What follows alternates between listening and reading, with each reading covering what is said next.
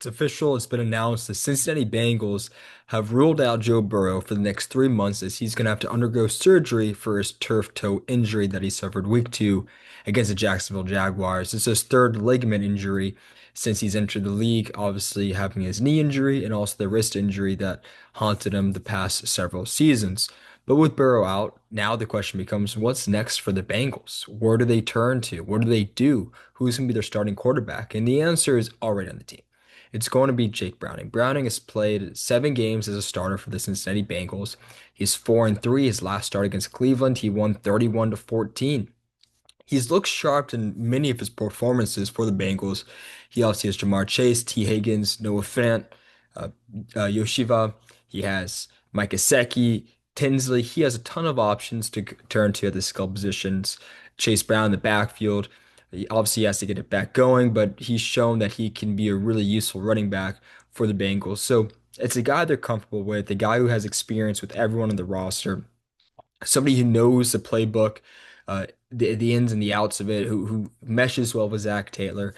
That's the starting quarterback. They're going to have to probably sign a free agent quarterback elsewhere to be a backup. I don't think they necessarily trust in Desmond Ridder to come in and be that backup off the practice squad for the team. But all in all, that's what's going to happen. And it's an unfortunate situation for the Bengals because it's not like Burrow is missing 4 games or a 5 game stretch. He's missing 11 games. And it's also not like the Bengals are in a easier division, right? If you look at we'll say the AFC East, the Jets and the Dolphins are winnable games for the Bills, whether they have Josh Allen or Mitchell Trubisky at quarterback. If you look at the Patriots, you could probably split that, but this is a division with the Steelers. This is a division with the Ravens. They'll have to play those teams at least 3 times without Burrow, possibly four. If Burrow happens to miss the whole season, if he doesn't have that quick timeline of 3 months, and he misses the whole regular season, and you know they're playing with Jake Browning every single game. That's 5 division games. They haven't beaten the Browns twice in a season since 2017. So all in all, it's hard. It's very hard. But on the bright side, if you're looking at glass half, I don't know if it's a glass half full situation, but I guess the point I'm trying to say is if Burrow only misses 11 games, that's still a daunting schedule. I mean, right now, the Bengals will be at the Vikings, at Denver, hosting Detroit, at Green Bay, hosting Pittsburgh, the first 5 games without Burrow. Those are 5 teams fighting for the playoffs. Then they host the Jets and they host the Bears. They get a bye week, then they're at the Pittsburgh Steelers, hosting the Patriots, at Baltimore, at Buffalo.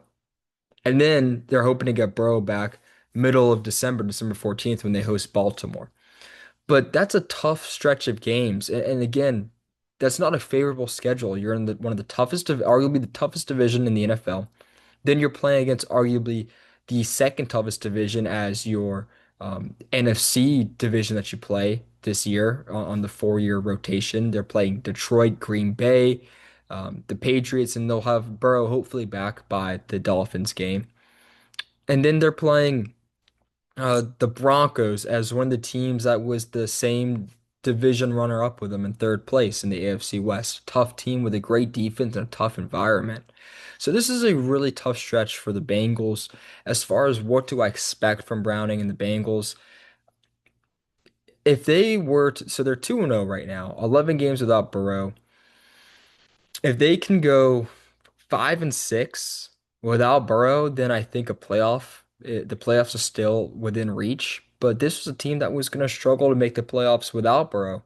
Obviously, the defense has looked really sharp the first 2 games without Golden, so maybe he's unlocked a new element. And if so, then the defense can potentially help the offense not need to score as often as it needed to last year. So that could be a bright side of looking at things. But ultimately, I just don't think the Bengals currently as placed with Browning at quarterback, they have enough horses in the stable to win games, right? If you look at the Vikings, and obviously JJ has struggled, but if they have JJ McCarthy in there all season, I still think they're a team that can get you 9 wins regardless of quarterback play because they're that talented and they have that great of coaching on the roster.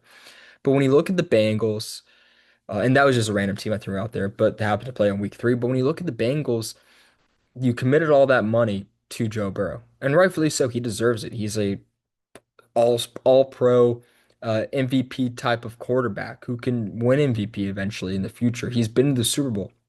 You commit that big portion of your cap, $50 million to him.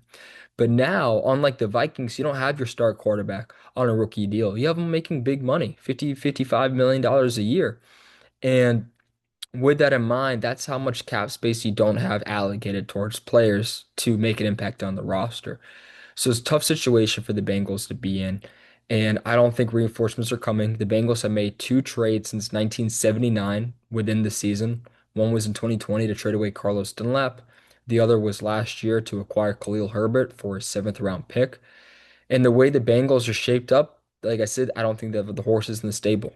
And you can point out all sorts of things, all sorts of reasons. I think right now is a prime reason to look to the front office and say, if you're Mike Brown, you need to reevaluate the front office. You need to reevaluate Duke Toppin, right?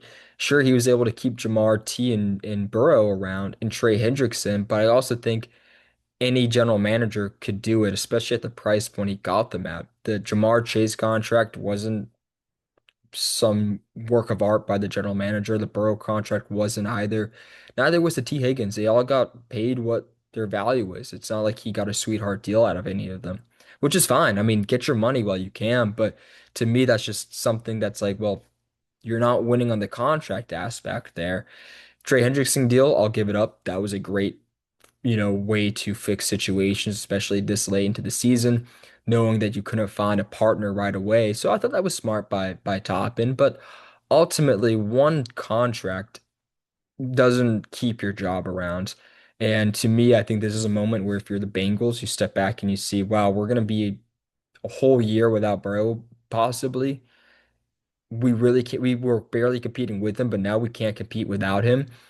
All the credit to him, but there's multiple teams out there you can point out the Eagles. If you were to remove Jalen Hurts and put Tanner McGee in there, they have plenty of talent to win ball games. Look at previous examples, real life examples. The Rams, when they didn't have Stafford, they were built so well on a roster. Their roster was built so well that they could win games without Stafford. The Bengals aren't built that way, and you could take even the Ravens if they were to miss Lamar for a couple weeks. They have that talented of a roster to go out there and compete. You don't have that with Cincinnati. And this could be the final piece that this stretch of games could be a reason to move off a top end or maybe to get him more scouts or just to reevaluate the front office. You look at what he's done since Burrow's arrived in 2020. I've counted six successful draft picks or signings the Bengals have made since Burrow joined the team in 2020, and three of them, including Burrow, all happened in that same 2020 draft. It's Joe Burrow, T. Higgins, and Logan Wilson, rounds one, two, and three. All phenomenal players. So great draft class. They signed Trey Hendrickson out of New Orleans, 60 million over 4 years. He has excelled past that contract. That's why in his final year, he wanted an extension because he wanted to get paid back the production he's already given the team. Great deal, great contract, great renegotiation with him by Duke Toppin. That's a phenomenal move. That's four moves. The fifth one was Jamar Chase. And to me, that was almost no-brainer, but he could have taken Penei Sewell. He took Jamar, and it worked out extremely well, arguably the best wide receiver in the NFL. And the final move was Chase Brown in the fifth round a couple of years ago from Illinois. Turned out to be a really good running back. Obviously, it's been a slow start for him the past 2 weeks, but ultimately a really good high value pick for the fifth round. Everyone else, all the other, we'll say about 30 draft picks, all the other signings, about we'll say 25 to 30 intentional impact signings by Toppin and the team have been misses. I mean, they've been terrible. And if those hit, if Dax Hill was great, if Miles Murphy was great, if I'm not including this year's draft class because we don't know what they're going to turn out, but if Mary's Mims turned out to be really good, or Orlando Brown turned out to be good, maybe some might think, well, Burrow may not have been hurt. He's been sacked the second most amount of times by any quarterback since he's entered the league, only behind Russell Wilson. He's been sacked 201 times, Wilson 218. Keep in mind that's including all the games that Burrow missed all time among quarterbacks who have played at least 50 games in the NFL. Burrow has been sacked 2.83 times per game, which ranks ninth all time.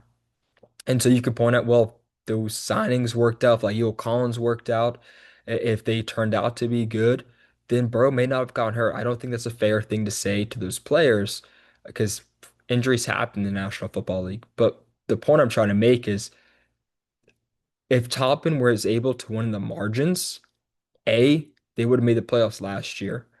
B, they would be able to have a real chance at making the playoffs this year without Burrow because their team would be that talented. And it's hard, sure, you can say it's hard, but to have that many misses and still have your job, it's a lot, and I'm shocked by it. So this season can determine what is going to happen in Cincinnati with the front office after this year. All in all, a very tough loss for the Bengals.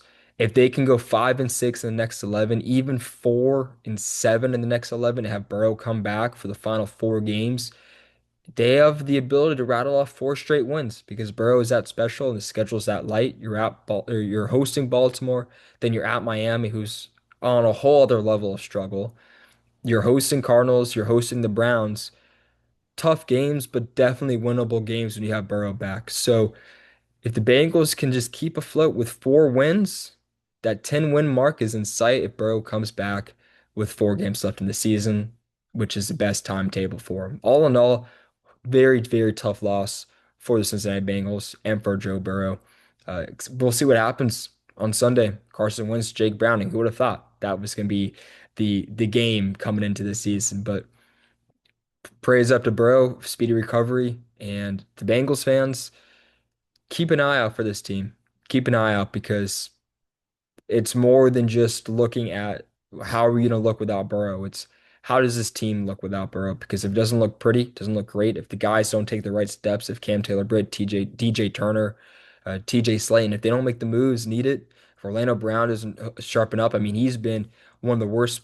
Last thing I'll say before I let you guys let this simmer in your thoughts. Orlando Brown has been one of the worst players since joining the Bengals. I mean, last year he ranked 66 out of 81 qualifying tackles at his position. Amarius Mims ranked 65th out of 81 qualifying tackles at their position. So they've both been really bad. Don't forget about Jonah Williams, another bust pick 11. All the second round, third round, mid round guys. Cordell Volson only on the team because he happened to get hurt. Again, speedy recovery, but there's rumors he could have been cut if he wasn't injured. Alex Cappa was a swing and a miss of his signing at the guard position.